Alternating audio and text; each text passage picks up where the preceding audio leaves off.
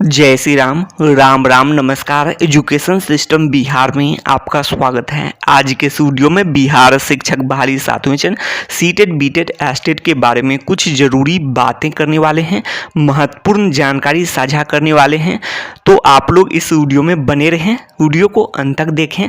यह वीडियो सभी विषय के शिक्षक अभ्यर्थियों के लिए महत्वपूर्ण है। 7वें चरण सीटेट बीटेट एस्टेट उत्तीर्ण अभ्यर्थियों के लिए महत्वपूर्ण है। 7वें चरण शिक्षक अभ्यर्थियों के लिए बड़ी खबर निकलकर सामने आ रही है। वीडियो को शुरू करने से पहले एक नज़र सुर्खियों पर। आप लोग हेडलाइन देख रहे होंगे, इन सभी महत्वपूर्ण बिंदुओं पर बातें करने वाले हैं। आज की तमाम बड़ी खबर के बारे में जानकारी स्पष्ट करने वाले हैं।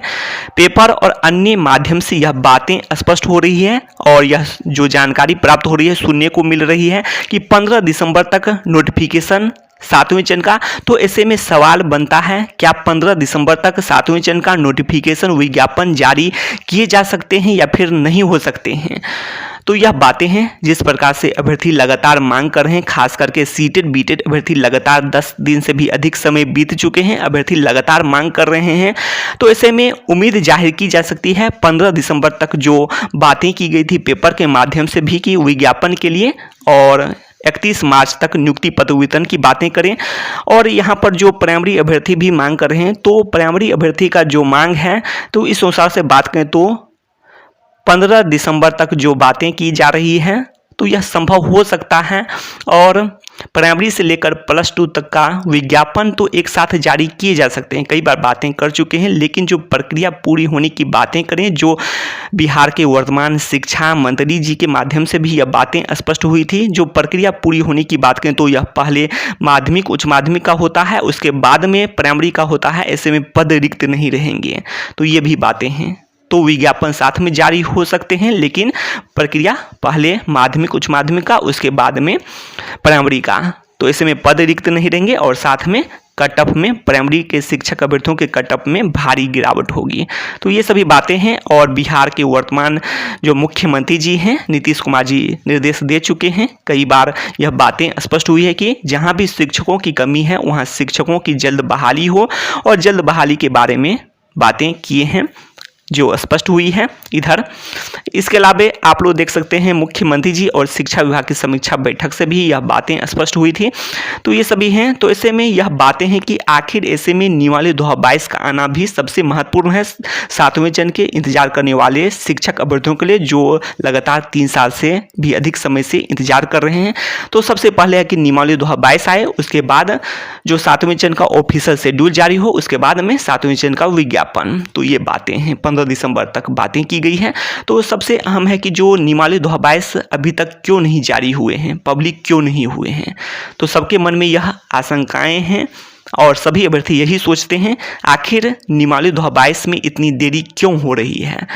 तो कई कारण हो सकते हैं।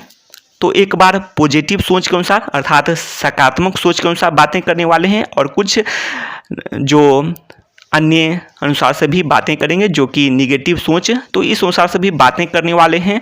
तो पॉजिटिव सोच के अनुसार यदि बातें करें, सकारात्मक सोच के अनुसार, तो यह हो सकता है कि जो नियमावली में कुछ कमी हो, जिसके बारे में पेपर के माध्यम से यह बातें की गई है। और बिहार के वर्तमान शिक्षा मंत्री जी भी यह बातें स्पष्ट की हैं कि जो कमी है उसको दूर करने का प्रयास किया जा रहा है, और ये सभी बातें हैं। तो हो सकते हैं कि कमी है और उसको नियमावली 2022 में कमी को दूर करने का प्रयास किया जा रहा है, जिसके कारण कोर्ट केस ये सब देखने को नहीं मिले। वैसे आप लोग देखते हैं बिहार एस्टेट 2019 का बात करें तो कई कोर्ट केस देखने को मिल जाते हैं। आप लोग देखेंगे तो इतना कोर्ट केस देखकर आप लोग खुद आश्चर्यचकित हो जाएंगे। तो ये बातें हैं बिहार एस्टेट की बात करें। सीटेट बीटेट अभ्यर्थियों में तो अभी कोर्ट केस की बातें नहीं देखने को मिली है, लेकिन जो बिहार एस्टेट 2019 की बात करें तो इसमें देखने को काफ़ी मिल चुकी है। तो ये बातें हैं। और दूसरी बात करें, जो निगेटिव सोच के अनुसार बात करें, तो आप लोग देख रहे हैं सरकार की बात करें तो सरकार का यह सोच हो सकता है कि जो हो सकता है यह बातें कर रहे हैं कि जो चुनाव की बात करें तो चुनाव 2024 में है, 2024 का मई के आसपास में हो सकता है। तो देखिए आगे निर्धारित होगा तिथि। तो ये सभी बातें हैं। तो ये सभी हैं। तो ऐसे में हो सकता है कि जो चुनाव से 6 महीना साल भर पहले की बातें, जो वायरल वीडियो के अनुसार भी जो शिक्षा मंत्री जी की बातें स्पष्ट हुई थी जो वायरल वीडियो के अनुसार, तो उसमें भी चुनाव से 6 महीना साल भर पहले की बातें कर रहे हैं, अर्थात 2023 का ही मामला है। तो ऐसे में हो सकता है कि चुनाव 2024 में है तो सरकार की यह सोच हो सकती है कि इस प्रक्रिया को देरी किया जाए और यह प्रक्रिया चुनाव से 6 महीना साल भर पहले तक जाए। तो ये बातें हो सकती हैं। तो इस बात को लेकर हो सकती है कि देरी किया जाए। कारण है कि जो नियमावली 2022 भी 7वें चरण के लिए महत्वपूर्ण है। तो यह भी बातें हो सकती हैं। जैसा कि आप लोग देख चुके हैं, बिहार एस्टेट 2019 की बात करें तो विज्ञापन 2019 में ही जारी हुआ था और रिजल्ट 12 मार्च 2021 को जारी हुआ था। तो ऐसे में रिजल्ट की बात करें तो वो भी 2 साल बीत जाएंगे। वैसे जो विज्ञापन की बात करें तो 2023 तक 4 साल हो जाएंगे। तो कुल मिलाकर इतनी देरी हुई है, अर्थात 4 साल 5 साल में यह प्रक्रिया चलती है। और यही बातें जो केंद्र स्तर पर बात करें तो यह रेलवे में भी देखने को मिलती हैं। तो कुल मिलाकर बात करें तो यह सोच बन जाती है कि जो यह प्रक्रिया है इसको अगले चुनाव तक लिया जाए। तो ये सब बातें हो सकती हैं। तो इस कारण से यह प्रक्रिया में देरी हुई है और सरकार का यह प्रयास होता है कि जो चुनाव के समय में यदि यह प्रक्रिया पूरी होती है तो एक तो सरकार का जीत भी हो सकता है और जो अभ्यर्थी हैं वो भी देंगे ही। तो इस कारण से हो सकता है कि जो वोट बैंक ये सब भी होते ही हैं और सब कुछ फायदे हो सकते हैं सरकार को और लोक कल्याण के लिए भी काम यह बातें सरकार दिखा सकती है। तो ये सब बातें हो सकती है। तो जिसके कारण जो चुनाव के समय में यदि बम्पर भर्ती की जाती है तो ऐसे में सरकार का जो इसमें काफ़ी महत्व बढ़ता है और दिखाया जाता है सभी जगह, सभी जो न्यूज़पेपर हों सभी के माध्यम से। तो ऐसे में सरकार की काफ़ी वाहवाही होती है। तो ये सब बातें हैं। तो ऐसे में आप लोग यह मान कर चल सकते हैं।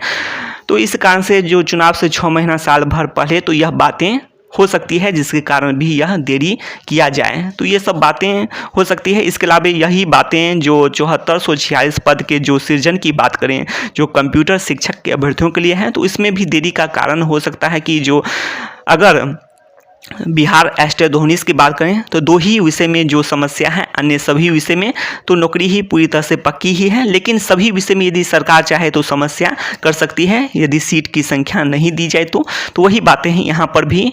अगर सीट की संख्या जो रिक्तियों की संख्या है इसको बढ़ा दी जाती है जो कंप्यूटर शिक्षक अभ्यर्थियों के लिए तो इसमें भी यह समस्या लगभग समाप्त हो सकती है।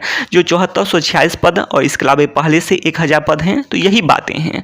तो यही कारण हो सकता है। और अगर यह सब प्रक्रिया जल्दी होती है तो अभ्यर्थी लगातार मांग करने लगेंगे। तो इस कारण से भी हो सकता है कि यदि देरी की जाए जिसके कारण जो प्रक्रिया है यह चुनाव तक जाए, चुनाव से 6 महीना पहले साल भर पहले यह प्रक्रिया पूरी हो और इससे सरकार का भी जो है बढ़ेगा। तो ये सब बातें हैं। सरकार का सभी जगह नाम भी होंगे और प्लस में जो प्रक्रिया भी देरी होगी। तो ये सब बातें हो सकती है। तो कोई भी इसके बारे में पुष्टि तो नहीं की जा सकती है लेकिन सभी प्रक्रियाएं में देरी का कारण कुछ हो सकते हैं।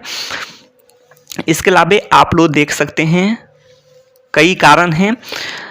तो ऐसे में यहाँ पर आप लोग देख सकते हैं तैयार नियमावली 2022। तो बात यह है कि काफ़ी समय बीत चुके हैं। तो ऐसे में आप लोग भी उम्मीद कर सकते हैं कि नियमावली 2022 लगभग तैयार हो चुकी होगी और यह कभी भी किसी भी समय पब्लिक हो सकते हैं। काफ़ी समय बीत चुके हैं और यहाँ पर आप लोग देख सकते हैं कि 15 दिसंबर तक नोटिफिकेशन की भी बातें जो पेपर के माध्यम से स्पष्ट हुई थी। तो इस अनुसार से इसके अलावा कई माध्यम से भी यह बातें जो खबरें सुनने को मिल रही है 15 दिसंबर की बातें। तो इसके लिए चाहिए कि जो नियमावली 2022 कभी भी किसी भी समय पब्लिक हो जाए। तो ये भी अहम है। और कंप्यूटर शिक्षक अभ्यर्थियों के लिए जो कंप्यूटर साइंस विषय के पद सृजन की बात करें वैसे सभी विषय में यह बातें कर चुके हैं कि जो पद नहीं दिए जाए। अंग्रेजी विषय हैं तो अंग्रेजी विषय में तो आप लोग जानते हैं कि नौकरी बहुत ही आसानी से अभी पक्की दिखाई दे रही है। सबसे जो पक्की की बात करें तो नौकरी पक्की बहुत आसान है अंग्रेजी विषय के लिए। अगर पद नहीं दिए जाएँ तो उसमें भी कठिन हो जाएंगे। तो वही बातें हैं यहाँ पर भी पद दे दिए जाएँ तो इसका यदि विपरीत आप लोग सोचें यदि पद दे दिए जाएँ तो यहाँ भी आसान हो जाएगी। जो कंप्यूटर शिक्षक अभ्यर्थियों के लिए भी है तो उतना आसान नहीं लेकिन लगभग सभी क्वालिफाइड की नौकरी पक्की का जो चांस है वो बन सकता है, संभावना बन सकती है अधिकतर क्वालिफाइड अभ्यर्थियों का जो 8400 पद हैं। तो यही बातें हैं। सोशल साइंस विषय के लिए भी पद आएँ, अधिक से अधिक पदों पर बहाली हो और जो पद की बात करें तो इस अनुसार से जो क्वालिफाइड अभ्यर्थियों की संख्या है तो यदि 10,000 से अधिक पद आ जाते हैं तो और भी अच्छी बात है। लेकिन अभ्यर्थी प्रयास करें कि रिक्तियों की संख्या बढ़े। इसके अलावा जो 6 से 8 में भी बहाली होनी है तो कुल मिलाकर पद आ सकते हैं। 6 से 8 में भी होनी है। तो लगभग सभी क्वालिफाइड की नौकरी पक्की तो सोशल साइंस विषय में भी हो सकते हैं। काफ़ी अभ्यर्थी जो कॉमन होते हैं सीटेट बीटेट भी क्वालिफाइड होते हैं और प्लस में एस्टेट धोनीस भी क्वालिफाइड हैं।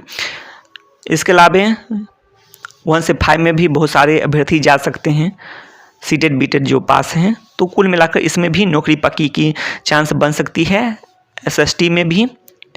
लेकिन अभ्यर्थियों का प्रयास हो कि रिक्तियों की संख्या जितना अधिक हो सके बढ़े, खास करके कंप्यूटर साइंस विषय में और सोशल साइंस विषय में।